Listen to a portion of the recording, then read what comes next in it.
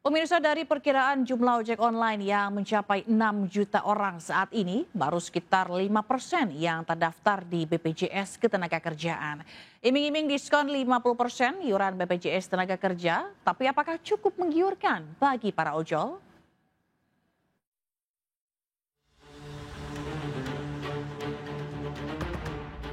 Meski bekerja di jalanan dengan risiko kecelakaan hingga kematian, para ojek online kebanyakan tak dilindungi sistem jaminan ketenagakerjaan.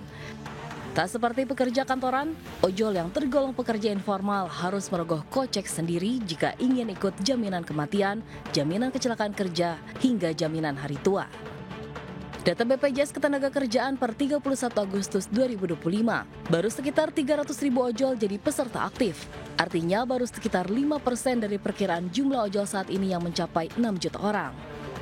Untuk mendorong para ojol ikut BPJS Ketenagakerjaan, pemerintah memberi iming-iming diskon 50% iuran JKK dan JKM bagi sekitar 730.000 ojol, sopir, dan kurir online selama 6 bulan. Artinya pengemudi ojol cukup membayar Rp8.400 per bulan atau setengah dari iuran normal Rp16.800 per bulan. Lalu apakah para ojol tertarik ikut BPJS Ketenagakerjaan? Nggak terlalu memberatkan.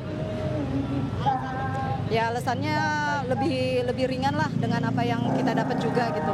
Tong mau diturunkan 26 itu, saya juga belum tentu setuju ya, karena bagi saya itu orderan sekarang susah. Ikut, setuju, karena itu kan demi kesejahteraan. Pemerintah menyiapkan total subsidi diskon 36 miliar untuk iuran JKK dan JKM bagi pekerja bukan penerima upah. Diskon itu merupakan bagian paket stimulus ekonomi yang dirilis pemerintah awal pekan ini. Tim Liputan iNews. Tak hanya daging ayam yang harganya kini melejit, para ibu makin pusing dengan kenaikan harga aneka cabai. Sudah 2 pekan harga cabai merah besar dan keriting rata-rata naik hampir 2 kali lipat dalam 2 pekan terakhir.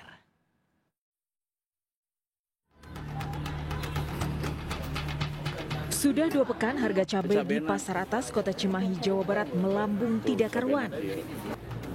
Cabai merah besar atau Tanjung harganya meroket hingga Rp90.000 per kilo atau 2 kali lipat dari sebelumnya hanya Rp45.000 per kilo. Sementara cabai merah keriting yang sebelumnya Rp40.000 kini mencapai Rp70.000 per kilogram. Menurut pedagang, suplai cabai memang seret akibat gagal panen di musim hujan.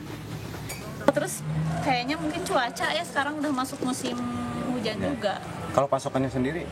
Pasokan kurang. Di Pandeglang, Banten, harga cabai rawit merah kini Rp50.000 dari sebelumnya Rp30.000 per kilo. Sementara cabai merah keriting dari semula Rp35.000 naik 2 kali lipat hingga Rp70.000 per kilogram. Harga cabai mahal, pembeli mau tidak mau mengurangi belanja. Harga cabai keriting mahal. Biasanya beli 2 kilo, sekarang cuma setengah kilo. Sudah harga ayam mahal, cabai pun ikut-ikutan mahal. Double masalah yang membuat para pedagang kecil menjerit, terutama pedagang kecil yang sulit menaikkan harga jual makanan, seperti pedagang ayam geprek, warung makan Padang, hingga pedagang pecel ayam. Tim Liputan iNews melaporkan. Harga emas kemarin mencetak rekor tertinggi sepanjang sejarah mencapai Rp2.115.000 per gram. Dan sudah ada rekan Hadisti Arifa di Pasar Emas Cikini, Jakarta Pusat. Hadisti, emas makin mahal, kira-kira masyarakat pilih beli atau jual?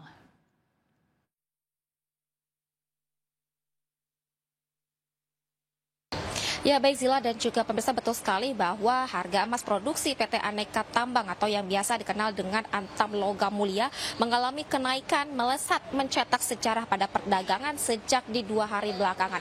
Berdasarkan situs resmi PT Antam Logamulia.com, harga emas satuan di 1 gramnya ini mencapai di Rp2.115.000, melesat sebesar Rp10.000 dari harga sebelumnya di Rp2.105.000. Tentunya juga kenaikan harga harga emas ini terjadi di salah satu toko emas yang berada di Cikini, Jakarta. Nah, kita coba berbincang dengan salah satu pedagang yang ada di toko emas Cikini ini untuk bertanya sedikit banyaknya nih terkait kenaikan harga emas. Kak, kalau di toko kakak sendiri nih Kak, harga kenaikan emas logam mulia, ini kan kalau dari Antam sendiri harganya mencapai di Rp2.115.000. Nah, kalau di sini berapa nih Kak?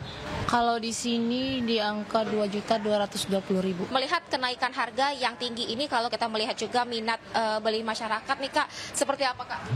Paling banyak kalau lebih jual sih Kak. Dampaknya sendiri nih Kak ke Kakak sebagai pedagang emas di Cikini seperti apa? Dampaknya ya sepi sih Kak. Ya, iya agak turun dikit sih. Kak, aku boleh lihat nggak salah satu mungkin kalau, nah ini untuk yang berapa Kak, kalau boleh tahu ini untuk yang 5 gram. Kalau 5 gram ini di harga berapa nih Kak? 10.850. 10. Nah, ini saya udah pegang salah satu logam mulia dengan kisaran 5 gram berada di Rp10.850.000. Ini untuk yang 5 gram. Namun tadi kalau untuk yang 1 gram ini berada di Rp2.220.000 begitu ya Kak. Jadi mengingat tingginya harga emas, inilah tentunya berdampak pada para pedagang mengalami penurunan omset karena memang minat masyarakat juga ikut turun dalam membeli emas ini. Namun justru tinggi untuk menjual emas kembali. Dari Jakarta, Hadisti Arifah, Seto Pratomo, iNews melaporkan. Baik, terima kasih atas laporannya Hadisti Arifah.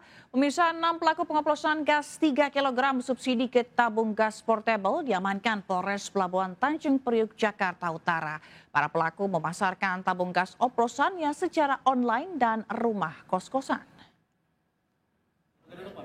6 pelaku IR, BK, FS, NT, HT, dan AA digelandang polisi karena terjerat pengoplosan gas 3 kg ke tabung gas portable di Polres Pelabuhan Tanjung Priok. Para pelaku sudah melakukan aksinya sejak 2024 dan dijual secara online seharga Rp15.000. Para pelaku mengaku hanya bermodalkan kaleng dan regulator untuk menyuntikkan gas bersubsidi ke kaleng gas portable. Dari 1 tabung gas subsidi, mereka bisa membuat 10 kaleng gas portable dan mendapatkan keuntungan Rp190.000. Dari tangan pelaku, polisi menyita ratusan kaleng gas portable, gas 3 kilo, selang regulator, timbangan, dan sejumlah handphone.